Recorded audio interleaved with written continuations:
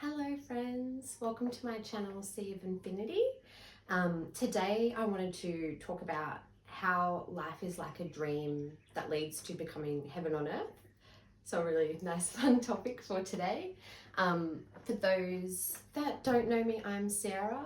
I guess essentially the best way to describe it, whatever terminology you like to use, but after going through like a spiritual awakening process, started to kind of like channel information or ideas or concepts from my higher self or source, and then that just along with my own kind of like observations and life experience, just kind of bring together these ideas and such, that putting into videos just to share to see if it resonates with anyone else. So in saying that, please note that I'm not claiming to be an expert in these matters at all, or stating that anything I am saying is factual by any means. It's just what I resonate with and what has come to me and makes sense, and yeah.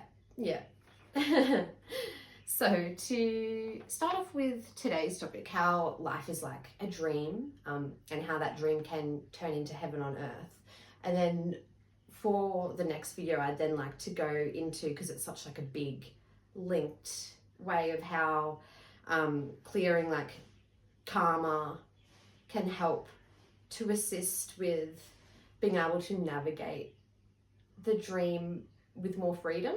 So I feel like the best way to start off describing, to get the concept of how life is like a dream, is the idea of how we are all like one mind fractaled into many minds, kind of like collectively dreaming this reality. So it's like a dream that your soul is having, right? That we're all kind of collectively dreaming together. And I feel like that makes a lot more sense too when you kind of think of how everything is energy, much like your actual dreams would be, right? It's like, it appears to us as very physical and dense and in a very like 3D type way we view the world, but it's actually not physical. It's energy appearing as physical, right? Kind of like the idea of when people have really, really lucid dreams and then suddenly they can touch and feel objects in their dream. It's not necessarily a real physical object or place, it's energy giving that impression. And that's the same for real life. Like, it's all atoms and energy and, you know, forming different things, appearing as physical with the rules and the programs it's encoded with to, like, you know, give us certain experiences and appearances. But yeah, so that's, I guess, a good fundamental way to think of how like everything is created from energy, and it's also kind of like created through our shared fractal conscious mind that's like dreaming this reality. I feel like a next great place to start is with some comparisons kind of between life and dreams. So if you think of having a dream and how when you have a dream you can see and interact with, you know, other people in your dreams, but that is like still all a dream from your one mind, right? Like, you're having a dream and you're doing things, talking to people maybe, you know, going places, and that's all a dream from your mind, which is exactly the same as life is all a dream from our one over mind, you know? And then when you think of when you wake up from a dream, and you don't suddenly cease to exist when you wake up from that dream, right? Nor do like the people that you dreamt of in your dream, they don't just suddenly cease to exist when you wake up, because in order for you to have dreamt of them, that was drawn from the reality that you've woken up to, right? So you're kind of waking up to where those people are. And I feel like that's such a similar concept for life and death and, you know, the afterlife or the spirit realm. It's like, it's not that you just suddenly, you know, life ends or the dream ends and then you just cease to exist. it's like all the things you see and experience in life are drawn from the spirit realm, just like how in our dreams it's all drawn kind of like from this life experience or other life experiences. Yeah. And then another like aspect of similarity, I believe, as well, is like the whole idea of heaven and hell is really just kind of more of a comparison between like a dream and a nightmare. It's all just about your state of mind, really. Like, are you having a positive experience, like a happy dream, or are you having a negative experience, so like a nightmare, a hellish experience? So it's, yeah, I feel like that's a greater way to kind of consider the heaven-hell idea, rather than, you know, there's this doomed place of hell where all these people go. I feel like it's more a state of mind experience that you can dip down into if you let yourself fall that far, you know? Yeah. And then we can also have infinite dreams, right? Like, you don't just have one dream. We can go to sleep every night and have a dream. And I feel like it's such a similar idea for life. Like, you don't have to stress and worry so much, because we are literally having infinite dreams and infinite experiences throughout an infinite amount of time. So sometimes we can get a little boggled down into our 3D human lives and get very stressed and worried about things, and get very attached to certain outcomes. But when you kind of think of life as being more like a dream that eventually one day you're going to wake up from, it's just like when you have a bad nightmare and you wake up, eventually that nightmare kind of fades away and you just adjust back to your, you know, normal waking reality. And I feel like that's kind of similar for the afterlife or the spirit realm. It's like when your life ends, you kind of like, waking back up into the spirit realm, and all those sort of negative experiences you had in life kind of fade away. As you hear like a lot of testimonies from people who've had near-death experiences or things like that, it just seems to be a common sentiment, which I feel like just relates so well to the whole dream aspect, you know? And so because life is like a dream, right, that means there's infinite possibilities for this dream, this life that we're living. However, the thing is that the options of all those infinite possibilities, the options that are drawn to us at the moment, are based on things like our energy and our subconscious mind and fears, you know, traumas, you know, all those sort of things, like our energies, feelings, thoughts, traumas, you know, they affect the dream and this experience of life, and kind of like a filter for what infinite options can come through to your experience. And I think it's a very like similar kind of idea if you explain, like, you know how when you have a stressful day and then you might go and have a stressful dream, right? The state of your being can then affect your dream. And I feel like that's so similar to life as well. Like the state of your being, your mind, your soul can affect your life. And so subconscious fears, we tend to have show up as like nightmares. You know, you might have some subconscious fears and then you go to sleep and have nightmares about it. And I feel like that's just such a similar way to how certain bad events can occur in our life, especially if you feel like trapped in a cycle of similar sort of negative situations that keep occurring. It's almost like similar to the idea of your subconscious fears coming out as a nightmare in this dream reality. And so that's why I feel it's like helpful to be able to transmute these like negative or lower frequencies, however you like to describe them, and it helps like make your like dream experience a bit more palatable, you know, a bit more the way you're wanting it to be, rather than it being based on those lower frequencies or negative energies that you have attached to you, but that you don't exactly like resonate with, but they're still drawing in experiences for you.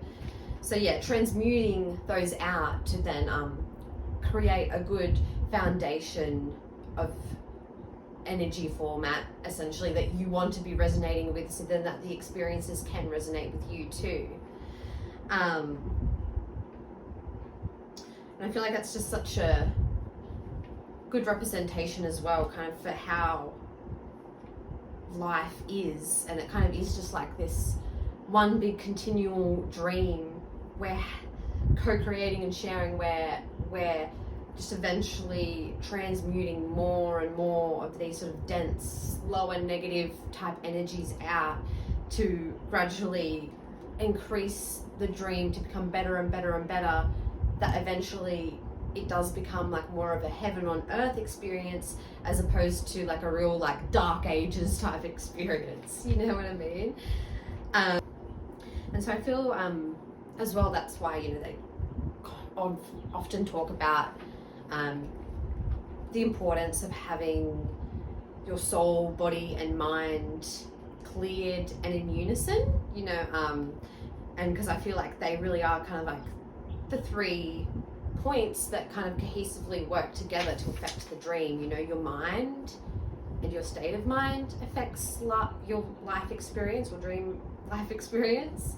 You know, your body, the energies, fears, like some traumas, or, you know, any energies and stuff like that, past life that you're holding in your body can like affect your dream. And then also I feel as well like the state of like your soul, or whatever you want to call it, like, you know, the experiences and uniquenesses of your soul also affect and contribute. So I feel like all 3 of those together in conjunction are what are kind of operating to produce your outcome.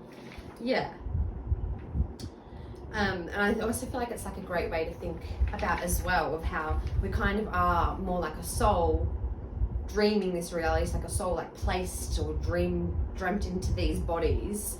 So like who we feel we are at the moment, like these bodies, this person, it's kind of a bit more like a character our soul has on, or like, you know, it's almost like a blanket of karmic energy, or like a coat that we're wearing that is part of this experience that we're trying to like transmute and fade off, rather than it determining who we are. Like I feel like so often people just identify so much with their experiences or their human self to a point that it takes away and detriments like who they truly are underneath all of that. Yeah. Because we all are divine underneath all this human 3D, you know, we all have divine souls underneath, and we all are divine souls dreaming this reality, you know, but it's just some of us have different coats on that give us different experiences, and some that can be harder, some that can be easier, you know. So that's why I feel like it's such an important idea of, you know, not having judgment and things like that, because people aren't the coats they're wearing, you know, that's just the experience they're having. We're all divine souls. So yeah, I also feel like the whole life being a dream aspect really ties in well of how they say that as souls we can like plan our lives before we come in, or even like, you know, like psychic people being able to make certain predictions or things like that, is because it is all energy. And so, you know, energy's flowing and it has certain patterns and reactions, and if you've got the dream format here or the energy, you know, and you can kind of say, okay, well, this soul, if I plopped it into this experience, you kind of predict, well, this type of energy reacting with this energy is gonna produce this outcome, you know, kind of like if I pop this drop of soul into the ocean of life, it's gonna poof, and that's the outcome I'm gonna get. And you can kind of help see that possible way it's gonna come out, and obviously not necessarily exact prediction, because there's, you know, always still a few little, you know, free will and certain different other possibilities that can happen. But I feel like it gives a very good indication from that way, kind of similar with like psychic predictions. Obviously then can never be absolutely accurate, because, you know, infinite possibilities, nothing set in stone. However, when you're coming from a certain point and you can see how those energy patterns are, the things that are occurring, and where that's likely to lead to, because it all is just energy flowing through, you know, certain reactions. So you can kind of grasp how things are likely to form out a lot easier, because it is all connected. And so I feel like that's why life is kind of essentially, as they say, it's almost like, whatever you want to call it, the universe, God, source, but it's like all just like one big dream, or like one plan by God to kind of transmute all our collective energy, to transmute all the density, all the lower frequencies, by all us individual souls and characters interacting with each other, and our energies interacting with each other, forming in different ways, different experiences, that eventually all these energies are transmuted. The like lessons and experiences we need to have learned have been gained, that we're then able to start allowing the dream to transfer into that heaven on earth experience, because we have transmuted so much of those subconscious fears or traumas, or, you know, lower energies, that those filters aren't there anymore to bring those experiences through, and instead we've got more healthier, positive filters to allow those greater heaven on earth type experiences to come through instead. And when that's done then on a collective level, which we are collectively having this dream and interacting with each other, and we eventually collectively transmute together, then that's how we all can have that shared harmony experience as one fractaled mind.